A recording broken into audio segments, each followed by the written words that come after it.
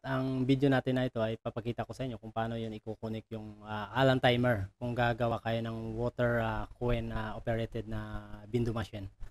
Itong napakapangit na picture nakita ninyo, ito yung unang ipapakita ko sa inyo kasi kung gagawa kayo ng box para sa water dispenser ninyo at yung timer na ilalagay ninyo, paano nyo isi-set up yung motor. Okay, katulad nito. Kung ito yung bali water dispenser, yung kahit ano yung brand na, tapos ito yung galon, okay? So yung motor niya dapat ang level niya hindi siya mataas kaysa container o yung galon na lalagyan ng tubig.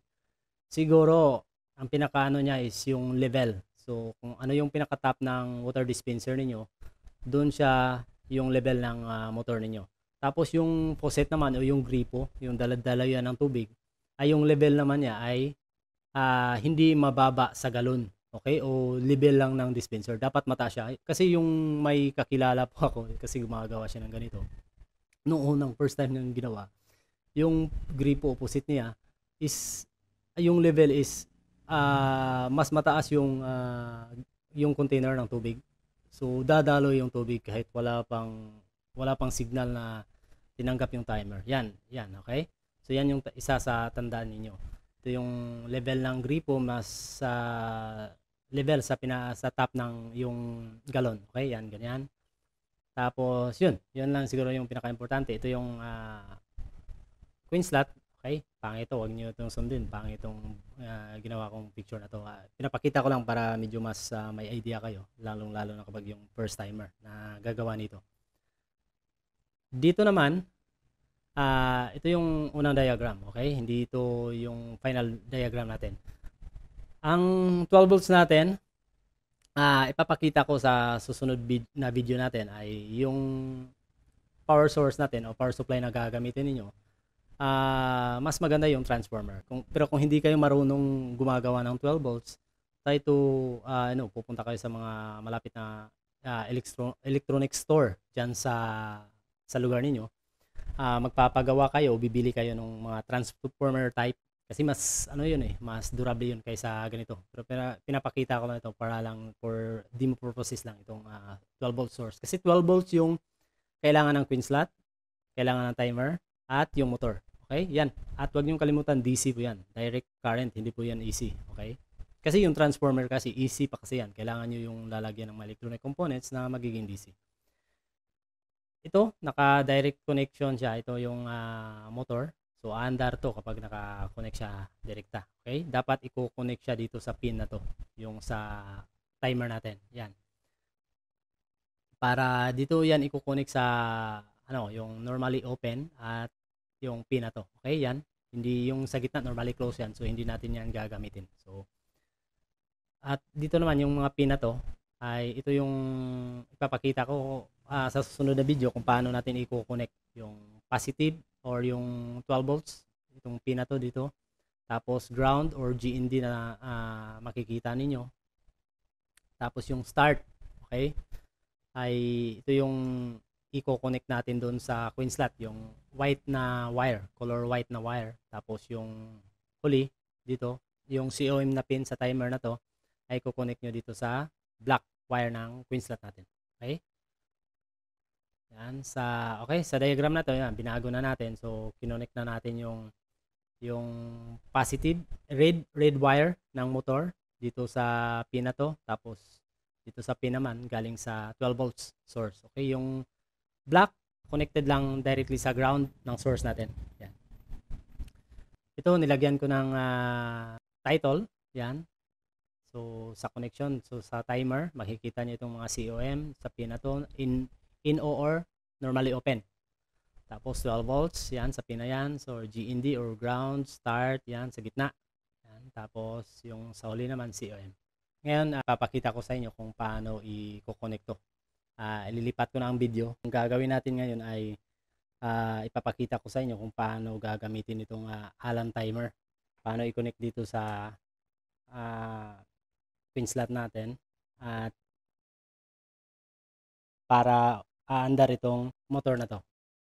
Pero bago natin sisimulan, ipapakita ko sa inyo yung gagamitin ko na power supply. Ito yung 12 volts na gagamitin ko. Ito yung connection ng 12 volts. Tapos yung source, 220 volts. At may nagawa na ako. Ito, yan. Ito yung 12 volts yan. Ito yung output, yung gagamitin natin para makonect natin dito. Kailangan kasi nito ay 12 volts. Ganun din ito. At ito ring motor na to, 12 volts din yung source yan. Andar to kapag 12 volts gagamitin natin. At wag ninyong kalimutan 12 volts DC po yan. Okay? Hindi po yan AC. Okay? Masisira po to. Okay, yan. Yung sa nakaraang mga video kung may nagtatanong kasi, pwede ba yung transformer? Okay, ito yung transformer. Pwede kung marunong kayong gagawa. May ibang video ako kung paano i-connect, paano gagamitin, gagawa ng 12 volts DC gamit yung transformer. Okay.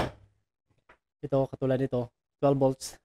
Ito, easy pa po ito. Kailangan yung lalagyan ito ng mga electronic components like diodes, yon, yung mga capacitor para magiging 12 volts DC siya. Pero yung iba nga diodes lang yung nilagay nila para lalabas yung 12 volts DC. So, kung hindi po kayo expert, wala pa po kayong idea tungkol dito sa power supply gamit yung transformer, magtanong na lang po kayo dyan sa mga electronics store na malapit sa inyo or yung mga electronics technician para makagawa kayo ng ganito. Or kung gusto kayo, bibili kayo. Nabili ko lang ito sa online, itong mga ganito. Yan. Pero yung sa ibang ginawa ko, transformer yung ginagamit ko. So, pero sa video na gagawin natin, ito yung gagamitin natin. Sa diagram na pinapakita ko, ito yung pinapakita ko sa inyo. Ito yung ganitong mga 12 volts. Yan. 12 volts DC. Sa experience ko, medyo madali itong masira kaysa transformer na gagawin yung 12 volts DC. Okay? Make sure na kung bago nyo itong gagawin na may alam talaga kayo sa electronics at yung electrical. Kasi katulad nito, naka-plug na po ito sa 220 volts source natin. So, makakakuryente po ito. Okay, delikado po ito. So, yan, safety po yung ginamit ko na hindi ko ito gagalawin kasi makakakuryente tayo yan. 220 po yan Ito, 220 volts po to. Make sure. Kapag wala kayong knowledge sa electronics o electrical, wag nyo itong gagawin na kayo lang. Okay? Hindi ito safe para sa inyo. Okay? Kung paano yung 220 volts magiging 12 volts. So, katulad nito, 12 volts na po ito, DC yung output. Okay? So, makikita nyo sa susunod natin gagawin ay ito yung i-connect natin. Yan. Positive, negative yan. 12 volts po to. Okay? I-connect ko na po itong Allen timer natin dito sa source na 12 volts natin. Yan. Tapos, itong pin slot. Okay? Kung paano yan, ito. So, ipapakita ko sa inyo. Ito yung tester. Okay? Nakaset na po ito sa 20 volts DC. Para maniwala kayo na yung gagamitin kasi natin, 12 volts talaga to. Yan. Positive. Ito yung ground. Okay? Yan. Sa tester natin, 12 volts. 0.09. So, okay. 12 volts yan. Yan. Okay? Sa EC naman, ililipat natin ito. Yan. 500 volt. EC po yan Okay? So, 220. 220 itong i-test natin. 220 volts EC. Yan. Okay? So, huwag nyo itong galawin. Makakakuryente po ito. Masakit to. Okay? Makakamatay ito. Yan. So, balik natin to sa 12 volts. Yan. I-off ko na lang to. Yan. So, ngayon, ito yung 12 volts kanina, tinest natin.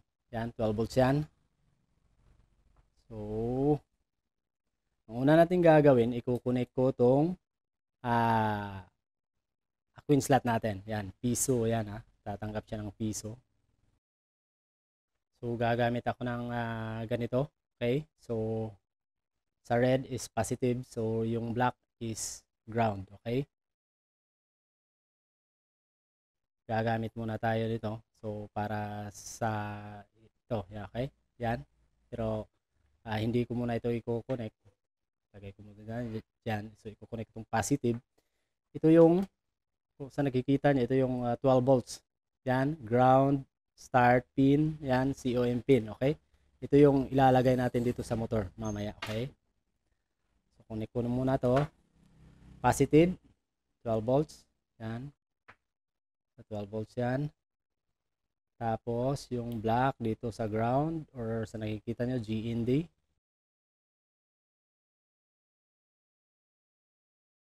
So, ganun din. Sa, lagay ko itong positive dito. Yan, red. Black sa ground. Okay, saan natin gagamitin to? Ito yung, yan, red. So, sa positive natin, i-connect. Yan. Okay, so 12 volts. 12 volts kasi yung kailangan nito para mag-work to. Katulad din ng mga ganito na mga coin slot, ang gagamitin lang din ninyo kung ito yung gagamitin niyo is yung red, white, black. O, ganun din dito, di ba? Red, white, black. Okay? So, yung red, connect natin dito. 12 volts yung kailangan niya nito para aandar to. Okay, yan, 12 volts. Itong white, para ito sa signal niya. Okay? Itong ground, or itong black na to, i-connect natin to sa dito sa COM. Hindi sa black dito ha. Again, sa COM. Itong pin na to. Yan, okay? So, kukuha ko ng iba. So, yan, black. Black wire na galing sa ito yung galing dito ha, sa pin slot natin. Tapos, hindi natin ilalagay dito sa ground, common ground dito at dito sa power supply natin. Kung hindi, lalagay natin sa COM na pin dito sa timer na to. Ngayon, connect na siya. Itong white naman, kukuha na ako ng ibang, ito, white. Gagamitin ko rin dito sa white. Yan, okay, white connection. Tapos, saan natin ilalagay dito sa timer? Yung pin na sa gitna na pin. Ito yung start. Okay? Yan. Connect na. So, paandarin natin bago natin i-connect tong motor na to. So, hindi pa natin i-connect ha. Okay? So, paandarin lang natin. Okay? Tapos, ito, yung 12 volt source natin galing sa power supply natin o source. Okay? Yan.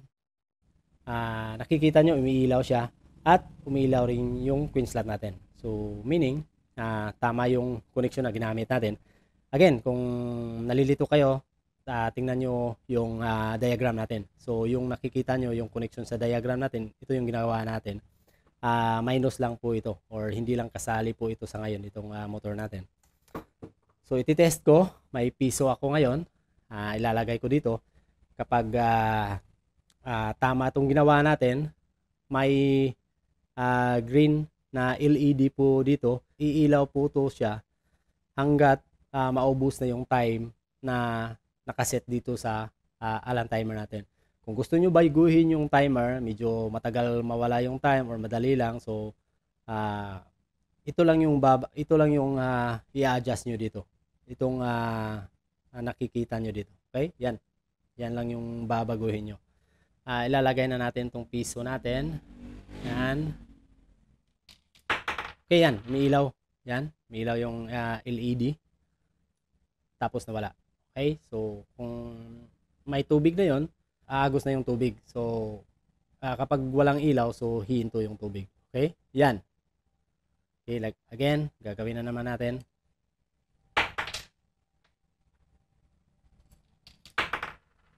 Yan, umilaw. Okay, nawala na yung ilaw. Ngayon, so, ang gagawin natin, i-connect muna natin tong isang connection na to. Ilalagay natin yung isang connection sa relay natin. Ito yung relay ng timer. Tatlong pin po to. Ito yung COM. Normally open. Yan. Tapos normally close yung sa gitna. So, ang gagamitin natin, itong dito yung COM. Tapos yung NO o normally open. Meaning, kung hindi siya iilaw dito kasi walang piso na nilagay. Walang connection, open yon. So kung may ilalagay, may signal na matatanggap yung timer natin kasi may naguhulog ng piso, iilaw yung LED na ito, yung connection na to ay magiging close siya. So may connection siya. So aandar tong motor natin. So kung ganito yung positive natin, tatanggalin lang natin, okay? Tapos yung ground, itong ground ay kukunik natin sa ground dito. Yan. Yan, ground na yan, okay?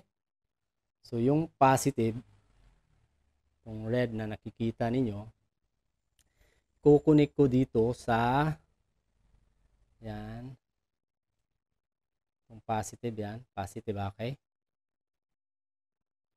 Dito sa COM na pin, okay?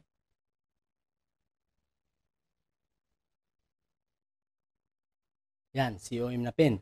Tapos kukuha na naman ako ng ibang wire, isang wire, okay? Yan, kukunik natin dito sa in-o na pin, normally open na pin.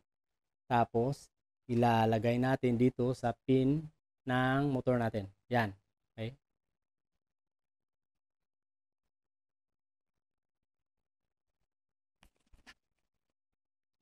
Ngayon, okay, kumpleto na yung connection. Yan. So yung sa ground natin, naka-connect siya. Yan. Ito yung ground ng black wire ng motor. Kinonnect natin direkta sa ground or dito yung black o ground connection ito. Tapos yung positive o yung 12 volts kinonnect natin dito sa normally open na pin, at yung 12 volts naman na source kinonnect natin sa 12 volts source natin DC, or dito yung 12 volts dito. So sa ngayon normally open to. Hindi ito aandar yung motor hanggat walang signal na matatanggap yung timer natin. So ilalagay ko dito. Yan, gagalaw yan kapag may signal o hulugan natin ng piso. Okay? Ito yung piso. Pin slot natin, lalagyan ko. Okay? Yan, tingnan nyo. Yan. Okay? So, last, testing natin.